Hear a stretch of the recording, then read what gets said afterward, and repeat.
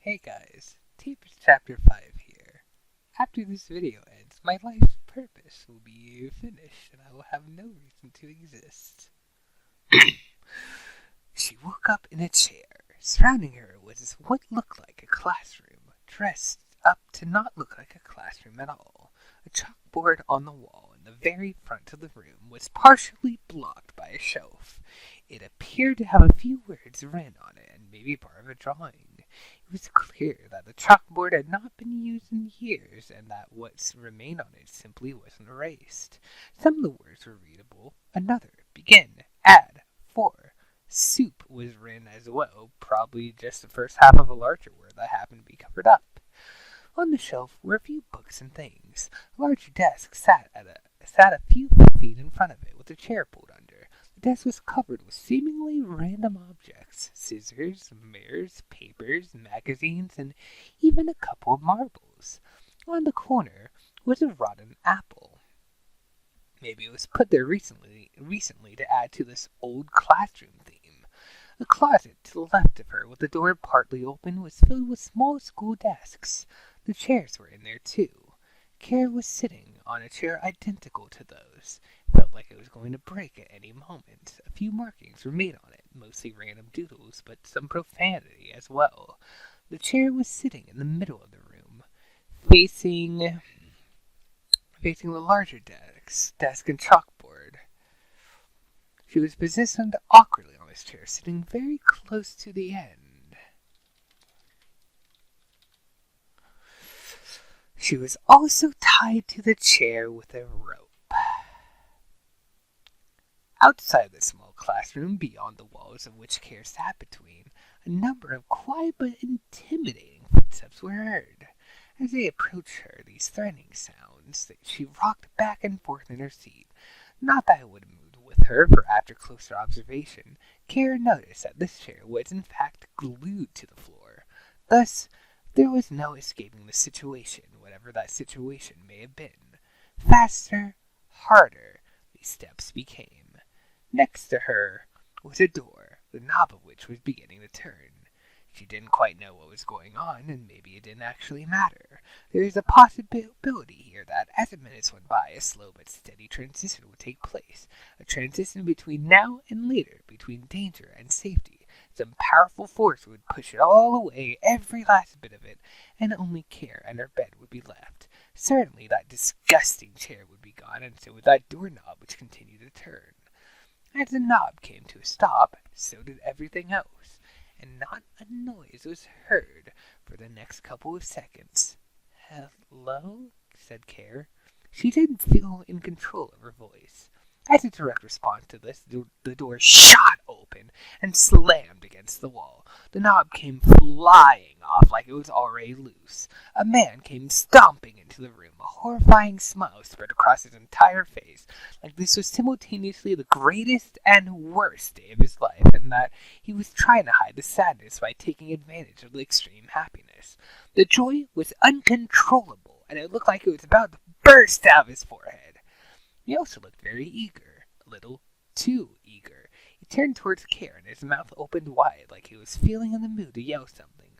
It was overwhelming, the situation here, and only one word would leave his mouth. "Yeah!" He held his arms out wide, like he was ready for a hug. Kara tried to scream, but it just wouldn't happen. Instead, she just stared at him. The man came walking toward her, the smile still not leaving his face. He looked like he was thinking of something to say. This is my life!" he screamed, looking around awkwardly. "Hello, kid!" Kara didn't say a thing. The man at first decided that he would wait for a response, but soon gave up on that strategy and continued. "No," he began. "Who are you?" He continued to look around the room, waiting. Still no response. In fact, Kara looked like she was about to cry. The man widened his smile, shook his head, and walked to the back of the chair. He held both sides of it and rested his head on the top, looking down at Kara. "This won't do," he said. Silence. In the distance was a faint ticking of a clock in the corner of the room, hanging on the wall next to the chalkboard. Each tick was louder than the last. "My name is Marvin," he continued. "Please say hello." Nothing happened. Kara held her mouth shut.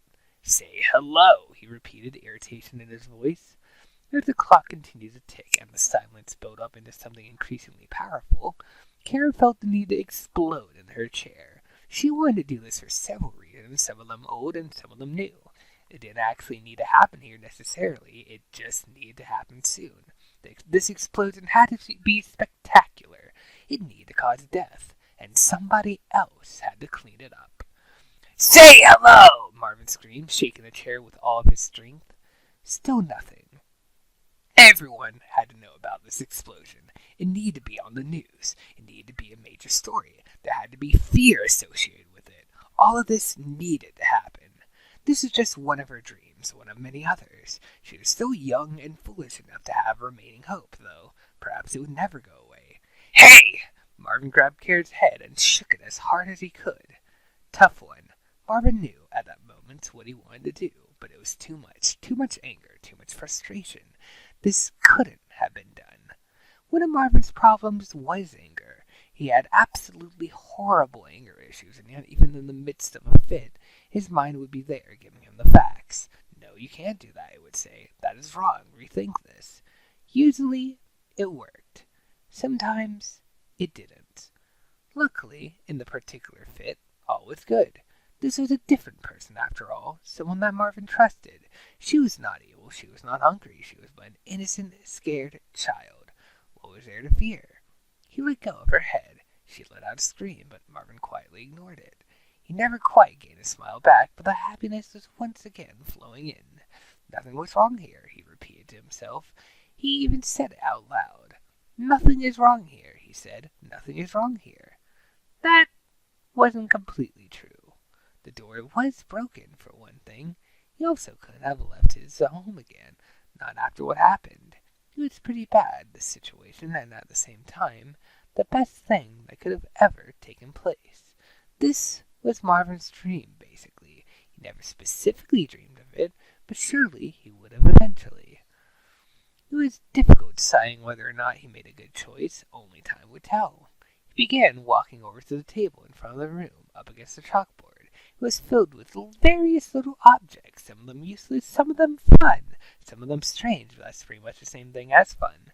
His hands moved around the surface of the table as if feeling for something.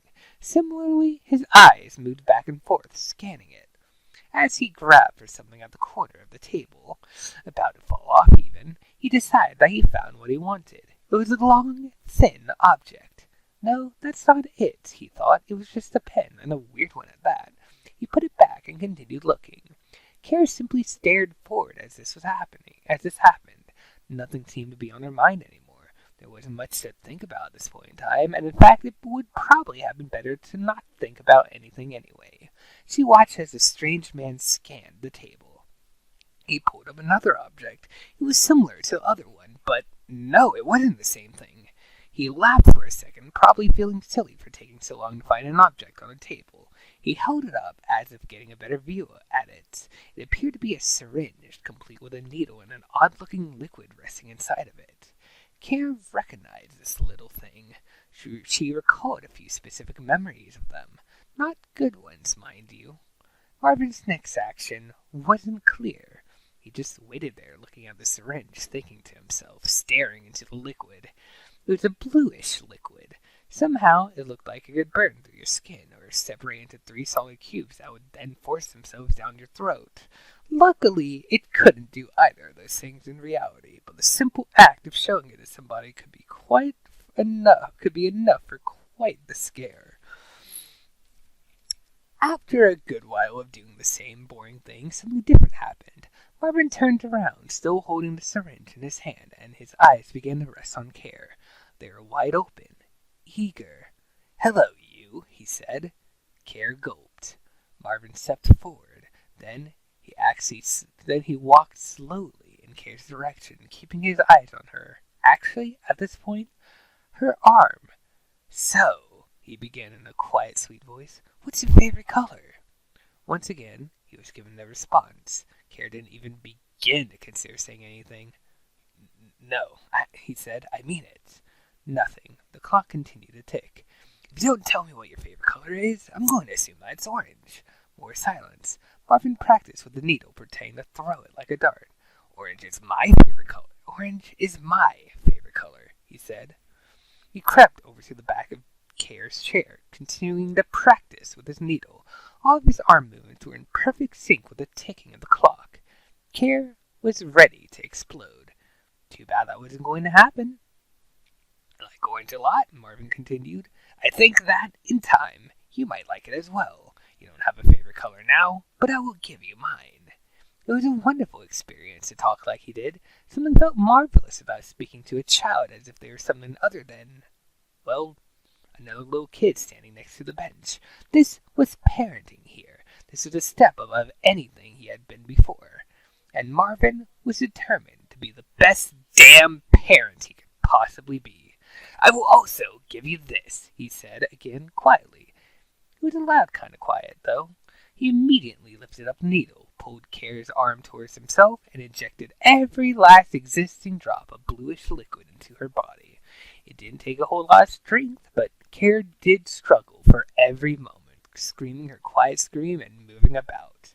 Whether or not it was actually every last existing drop was pretty much irrelevant. He definitely assumed that none was left, but maybe that wasn't true. Care continued to scream, and it quickly turned into a cry. Marvin kept a hold of her and reached into his pocket, revealing a small pack of who knows what. His hand ventured into it and grabbed something. He pulled out a small bandage. Care continued her noise. It was hard for Marvin to stay calm at this point. He tried looking away from the blood, as this was what he considered his true weakness. If only he didn't have hundreds of those. He slapped the bandage on Care's arm, not actually looking away completely, and then let go of her. The crying faded away, and all that remained was a rapid panting.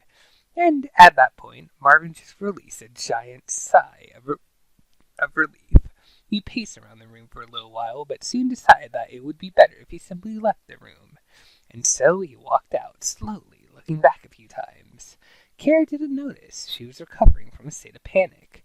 Maybe it would have been better if she spoke to him. So breathing deeply and loudly, she checked around the room. He was gone. She was so scared to look at her arm, but surely enough she did. Nothing out of the ordinary, but there was definitely a bandage there. An orange one. She really, really hated that color.